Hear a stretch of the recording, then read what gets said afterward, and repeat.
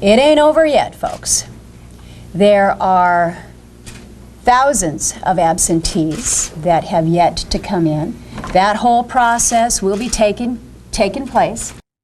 Senator Lisa Murkowski holding out some hope up there in Alaska, even though she's down right now. Yeah, and it may not be over yet, but it was already a victory for Sarah Palin and for the Tea Party in Alaska.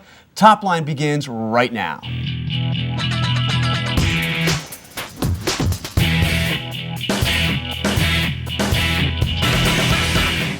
Welcome to ABC News Top Line. I'm Jonathan Karl. I'm Karen Travers. Each day we bring you an unpredictable, unscripted, unbiased show on all things politics. And with that, Karen, what is your top line? Alaska results on ice. As you just saw from Lisa Murkowski, she is hanging in there right now. There are 7,000 absentee ballots still to be counted. She is down by about 1,500 votes to Tea Party candidate Joe Miller.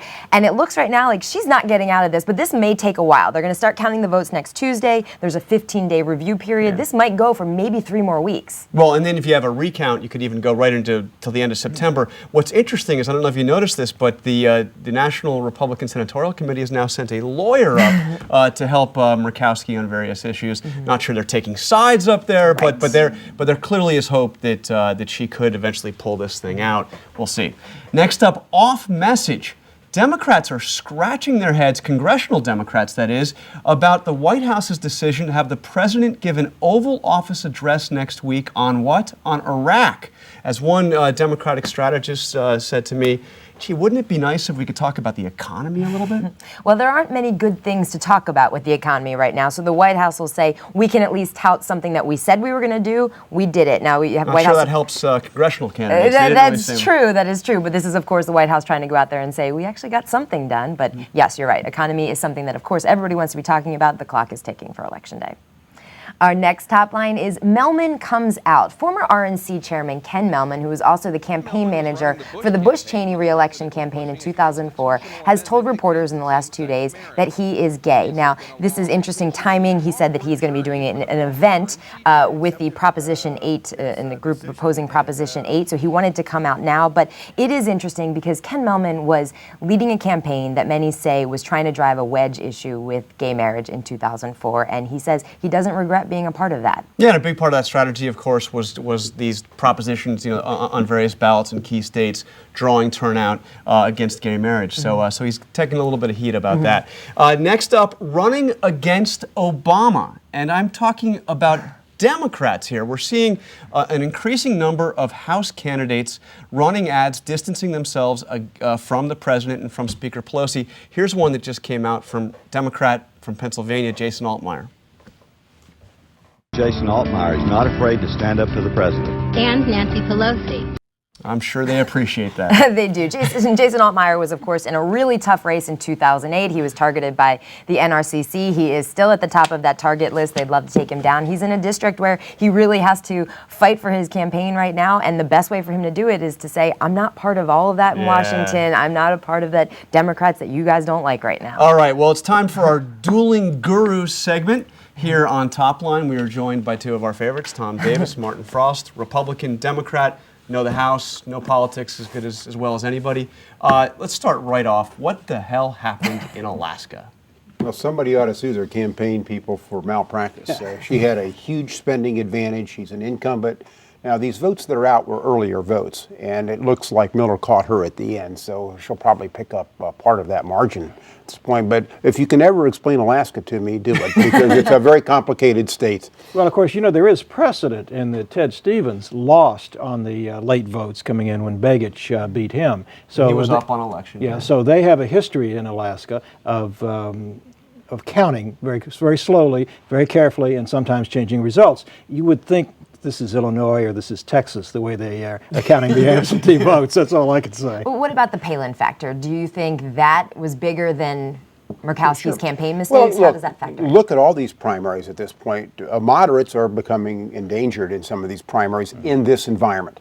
and she's incumbent. She voted for TARP. These are just red herrings. I mean, not red herrings. These are hot issues to a lot of voters at this point, and she came to personify it. And all the money in the world can't fix that. The interesting thing is that she's been a leader on energy. She's the ranking Republican on the Senate Energy Committee, and Alaska is an energy-dependent state. I mean, this is a very peculiar result, but I think Tom's right, is that moderates are in trouble, period. Right yeah, now. I think appropriators are in trouble. She also brought a lot of bacon back home, but I think it's more the far right and versus moderates inside the party. But Tom, you are famously a moderate Republican. What is your sense watching this?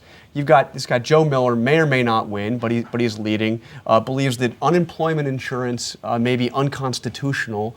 You've got Tea Party candidates well to the right of candidates that we ever would have thought would be running on statewide races, now in 6, 7... Well, a couple things have happened. First, the circumstances today, they didn't have the left to run against in the past. Conservatives had to live with Bush, and they held back a little bit because at least he was one of their own.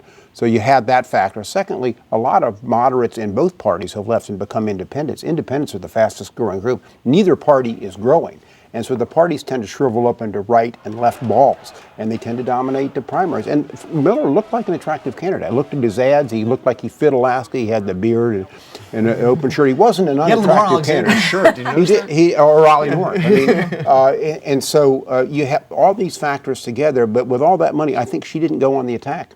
She ran a positive race. You can't do that in this environment as an incumbent. Of course, the other piece of malpractice may be on the Democratic side, because the Democratic senatorial campaign didn't have a real candidate. I mean, you have to field somebody in the event that lightning strikes. And do you know his name? No, I don't know his name. I don't know his name. I saw it in the paper the other day, but it's... Many people do. The DNC didn't know his name. Exactly. The problem is that you always have to, even if it's someone young, someone who's promising, that you think, well, maybe they'll win a race in the future, you want to have a decent candidate just in case. With August winding down right now, comparing the situation to just 3 weeks ago, you were all on August 2nd. What could the Democrats have done over the last 3 to 4 weeks to maybe put themselves in a better position going into this sprint after Labor Day? It seems like nothing happened in August. Nothing changed. A lot more bad numbers coming out on the economy. But was there maybe a missed opportunity for either side? Well, it would have been helpful if the president had not interjected himself into the debate on the mosque. Democrats lost a whole week being able to talk about other issues. Now, I understand the president has sincere personal views on that subject. He's entitled to those. And, of course, Newt Gingrich took just an outrageous position, so you have peculiar positions on both sides. But it was harmful to the Democrats, I believe, for the public and for the media to be distracted on that issue during August, and it made it impossible for many Democrats to talk about the economy. And you've got all these Democrats now running, as we mentioned, ads distancing themselves against, from the White House, from Pelosi.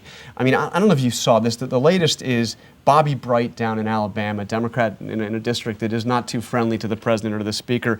According to the Montgomery Advertiser, he was at an event and he said, well, look, she may not be speaker next year. She could lose her re-election. She could decide not to run for speaker. And then according to the paper, he joked that she may fall ill and die. I mean, is this what it's come to? Well, in Alabama, in Alabama, he won that race the last time narrowly when the Republican loser in the primary endorsed him. This time the Republicans are more united behind Martha Roby, who's a city councilman. This is a very Republican district. I was chairman of the campaign committee when they drew it. He needs as much distance between himself and the Democratic leadership as he can get. As you know, I was chairman of the Democratic campaign committee, but though at a different time, Tom, we weren't going head to head. But Democrats running in the South have a very difficult time these days.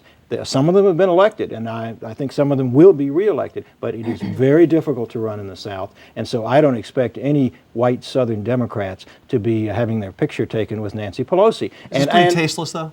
Well, I'm not going to get into that. I mean, he's responsible for whatever he says. But I don't think they're going to have their picture taken with the speaker. And my guess is the speaker is just fine with that. She wants a majority. She wants him back. She wants him back.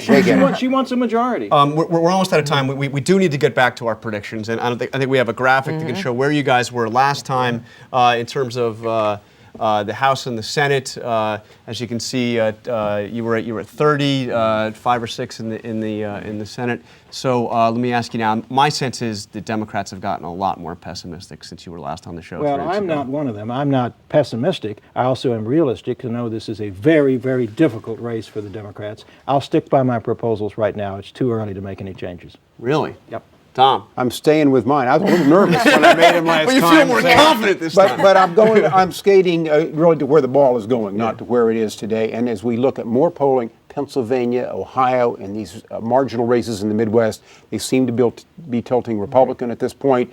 That looks for a big win for There is Republicans. no question that this is a difficult environment for Democrats, but this comes down to a one-on-one choice, Democratic candidate versus a Republican candidate. It depends on how well the Democrats can define their Republican opponents, how good a campaigns they run. They're still in the game, but it is really tough. All right, on that note, Thank you. Tom Davis, Martin Frost, thank you for joining us. Thank you.